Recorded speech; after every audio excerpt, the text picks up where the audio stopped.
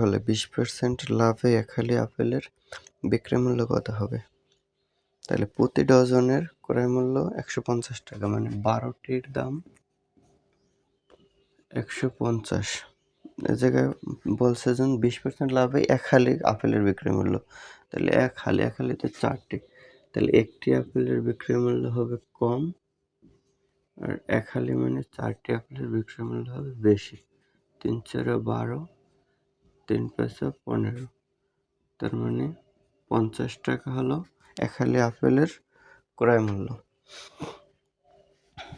তাহলে 20% লাভে, তাহলে 50-এর 20%, 2 শূন্য বাদ দেওয়া যায়, 5 দুগুণে 10। তাহলে 20% লাভে এক হালি আপেলের বিক্রয় মূল্য কত হবে? তাহলে ক্রয় মূল্য 50 টাকা, 20% লাভ করলে হয় 10 টাকা লাভ। তাহলে 50 আর 10 60 টাকা। এটা অ্যান্সার খ নাম্বার।